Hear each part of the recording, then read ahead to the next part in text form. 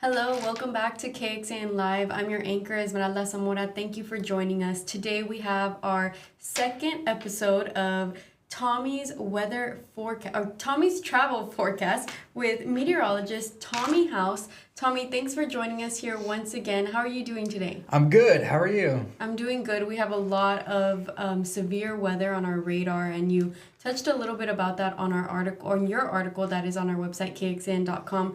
Talk to us a little bit about what you're going to talk about regarding today's travel forecast and the rest of the week and what it's looking like. Yeah, so South by Southwest is wrapping up. A lot of people are flying home to, many states across the lower 48 and even international as well. So we have, of course, a lot to talk about. And one of the big things was the severe weather outbreak that happened. I'm sure you saw it on the news Friday and then yesterday. Those were the two big days for severe weather. And these are storm reports. It's hard to see how many there are. A lot of them overlap each other, just to show you.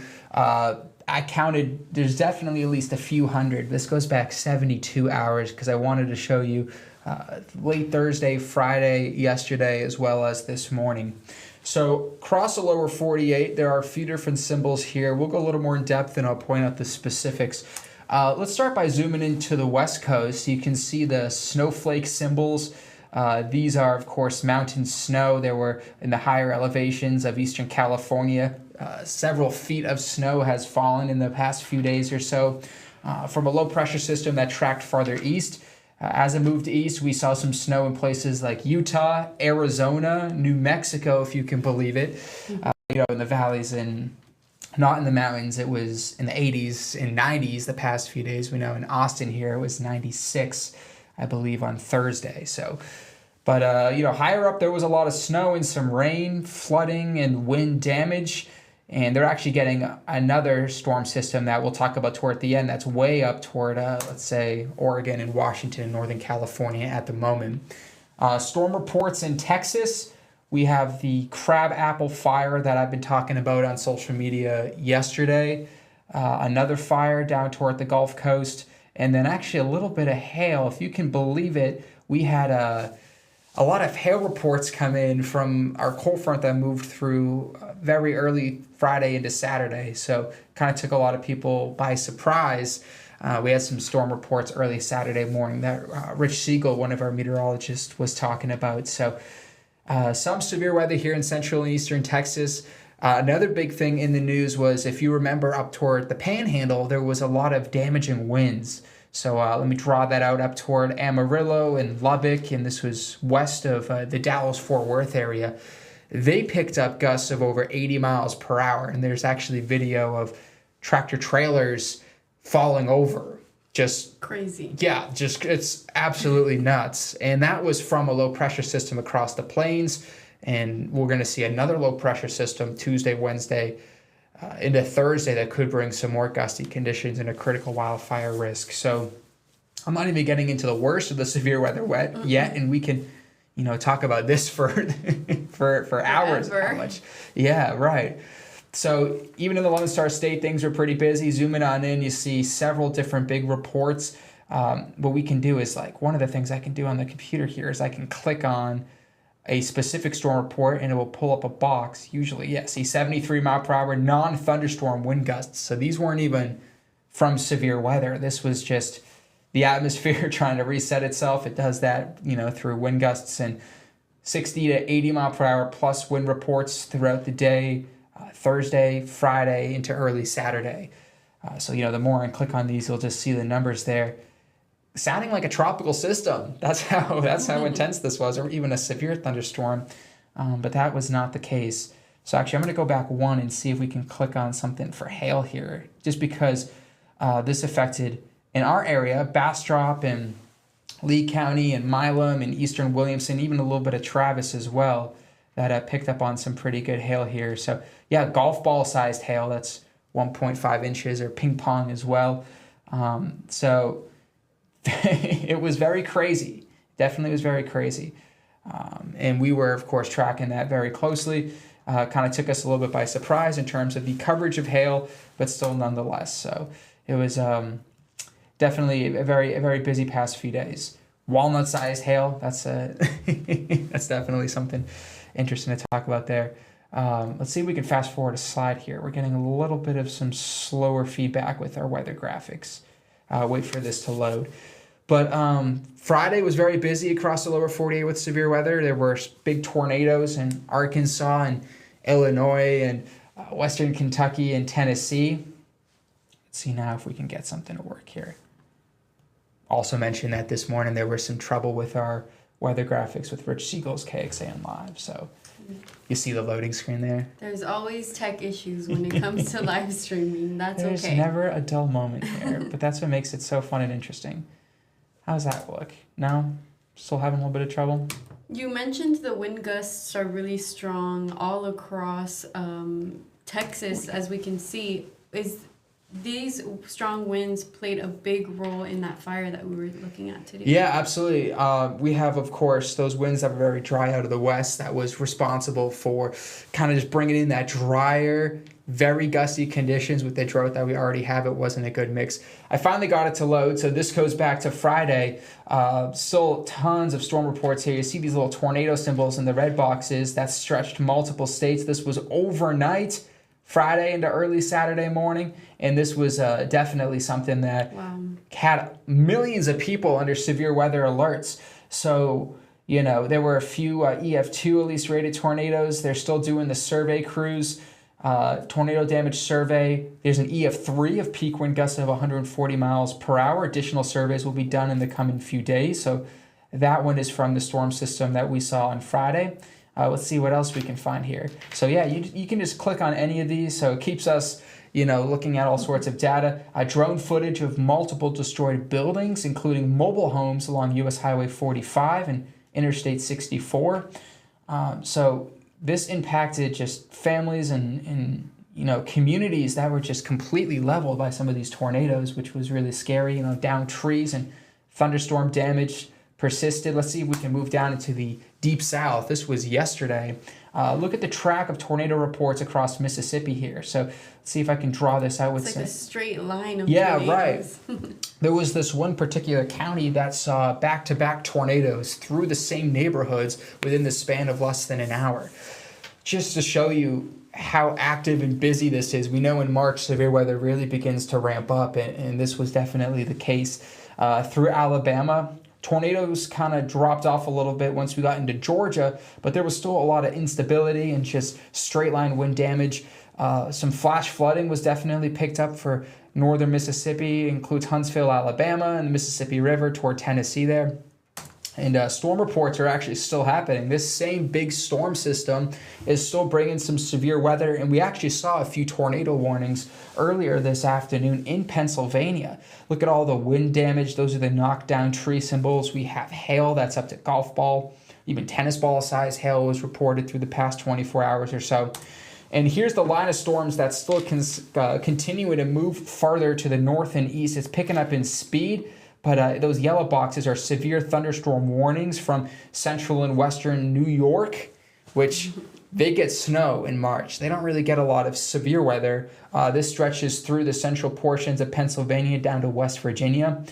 Very straight line, gusty winds of up to 45, 55 miles per hour. And on the back end of this, there's some snow and colder air coming in from Michigan. So, for example, Chicago had some storms on Friday into Saturday. And then yesterday they had some snow. So if you can believe it, that's just, in March you get these big temperature contrasts and, you get either some storms and tornadoes or even some snow all in the span of 24 hours. As of 3:15 while we're filming this is approaching Binghamton, Scranton, Pennsylvania, and then Allentown. I have a few friends here that were tracking these storms, even Syracuse, New York. So look how fast this is moving in just the span of an hour. You're going from, Puxatawny, Pennsylvania, and Bradford, New York.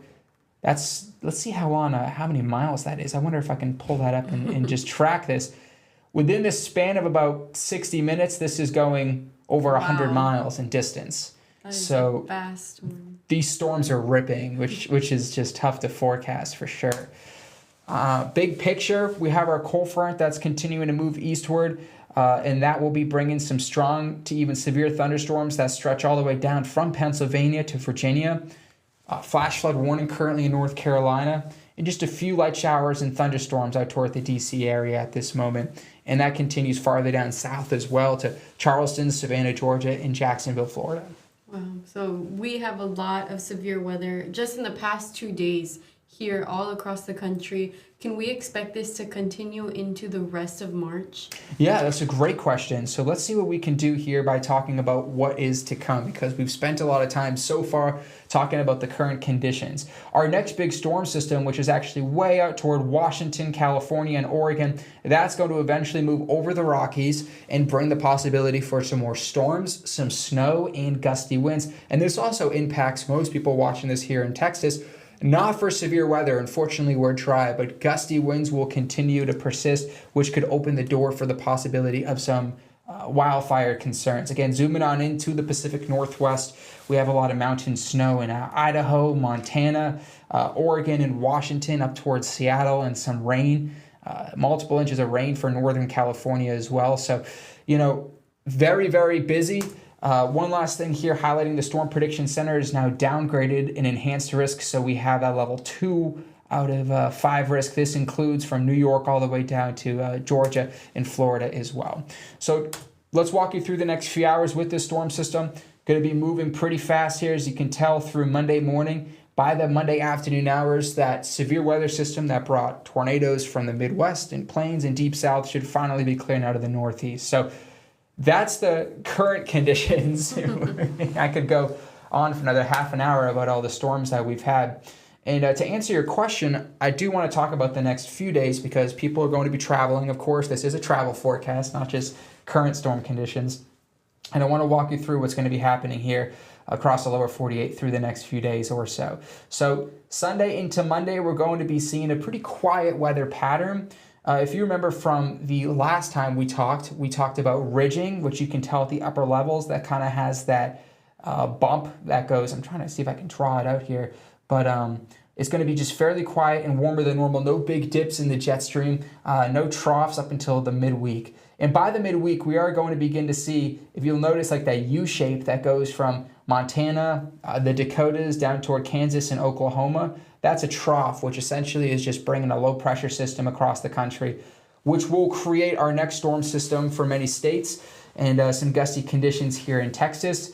And then playing this through, let's say, the end of this next work week into next weekend, this is where the end of March can be very stormy as well. So we are watching for a few different big storm makers to be impacting us here locally, as well as big picture across the country. But the next few days are going to be fairly quiet, with really not a lot to talk about besides sunshine. Well, that's a good thing to talk about always here in Austin. It's getting to springtime, and it actually feels like spring, not like winter. Right. So that's a good thing. As far as the rest of the week and the rest of the month, what else do you have to share with us? Yeah, a few different things here. I want to start by doing how the future clouds and radar will look across the next 7, because people will be flying. There's that storm system across the East Coast that will continue to clear out pretty quickly by Monday morning. And then, as I mentioned, there's just very, very quiet conditions, decent ridging across the central portion of the country. So that includes us here in the Lone Star State. Our next storm system is going to be moving in toward the Pacific Northwest, as I showed you, and that's going to be moving over the Rockies in the coming few days. So by Tuesday, Wednesday, into your Thursday, this is when we could be getting a little bit of some snow for the plains. If you're flying up toward Chicago, could be gusty with some rain. Minneapolis and Green Bay could be getting some snow here. And a lot of this snow wraps around the back end of this storm system. Down toward Kansas and even Oklahoma could be getting some snowfall. Fairly dry in Texas here in Austin, but by Wednesday into Thursday, that's when we could be seeing more snow for the Midwest, and this carries into the New England area, some back-end snow for portions of the Northeast next Friday and Saturday. And then by next Saturday, it's just like a conveyor belt of storms. We're getting possibility for our next weather maker that could be moving in next Friday and Saturday. So I know this is a lot of information, and what are the impacts here locally in Texas? Well, with that low pressure that's arriving Tuesday into Wednesday, watch what happens with these gusty conditions. Could be gusting up to 30, 40, and 50 miles per hour Tuesday into Wednesday. See all like the purple contours, that represents gusts of over 40 miles per hour. Let's see if I can go back here and just click on a random time still. So like Tuesday into Wednesday, for example, 55 mile per hour wind gusts in Kansas City, which isn't out of the ordinary, but with the dry conditions that we have, that's when wildfires can become a pretty big concern. Even into Thursday, still gusting up to 30 miles per hour here in central and northeastern Texas toward Dallas, and the gusts will subside slowly Thursday into Friday. So that's why we're going to be really tracking critical wildfire conditions here in Austin, because I do anticipate that low pressure farther up to the north is the big key ingredient to fueling these critical wildfire risks. And that's why, this is something that we need to continue to monitor. We have that current fire out in Gillespie County, 40% contained, over 8,000 acres last time I checked. So hopefully that does not spread. Yeah, right now, I believe that we have reported it's over 9,500 acres. 9,500 now, so 40% contained. So it's important for everyone to understand the risks that you take when you don't pay attention to things like throwing cigarette butts on the floor, chains on your car, small things like that. Yeah, absolutely. How does the next 6 to 10 days look? Well, let's look at precipitation. Not what you want to see considering the drought that we have in Texas itself, so drier than normal and then wetter than normal for the East Coast. So we have, of course, 10 inches behind our precipitation anomalies, looking at half a year. So we need a lot of rain just to get back to normal, and also warmer than normal temperature. So for us, that means 80s and 90s continuing. I expect with that storm system moving across Kansas midweek, we may get a cold front that will bring us down to the 70s here, but then it's 80s next weekend and maybe 90s next week. So hoping no triple digits anytime soon, but it's been an incredibly warm start to March, and I expect that warm trend to continue for the time being. Yeah, and even last week we had a little glimpse at 96-degree temperatures. Yep. I was not happy. Yeah, broke a record high the day before, tied a record that day, and let's knock on wood, we're steer clear of any sort of records across the next few days or weeks. Yeah, and this wind is bringing some cold air as well. Yeah, which would also, help cool us down for a day or two, but at the same time, that could bring in some drier air. So something for those wildfires, as I mentioned, keep an eye on. Well, thank you so much, Tommy. Before we wrap up, I want you to give our audience a glimpse at what Tommy's travel forecast is going to look like from here on, and what are some topics you'll be touching on moving forward, all that good stuff. Yeah, so we're 2 weeks in, and we're trying to test a few different things and see what we can put together. I know there's a lot of current conditions that we talked about today. We're working on graphics to bring in more airports and talk about specific regions of what it could look like across the next few days. So we're just trying a lot of new things here. Feedback is very important for people. And we're really trying to see if we can stretch this out to be a 30-minute segment. A lot more viewer feedback and questions. I'm sure as this continues to grow, there'll be more people asking questions about maybe a specific airport or a specific destination that you're planning on flying to. So I'm excited to see how this works and kind of just fine-tune this little fun segment that we're starting here. Again, grateful to be able to kind of share my passion for weather and just talk about what's going on. Honestly, if I were just to talk freely about the weather, this would be about 3 hours and everyone would leave because they'd be so bored. But that's just what I love to talk about. So thanks again for having me.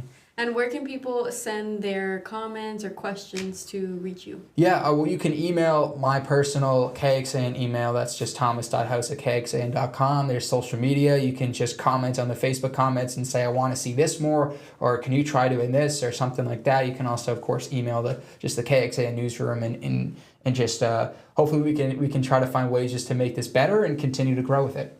Yeah, and we also have that article we touched on a little bit earlier, and it's titled Severe Weather Season Ramps Up. We have mostly everything that you talked about today, all of your graphics as well, and some links. If anyone is interested in reading up on this, you can find it on our homepage, kxan.com, under the weather tab as well. Well, thanks so much, Tommy. It was great having you here again, and we'll see you next Sunday. Yeah, thanks so much. We'll have to talk soon. Thank you.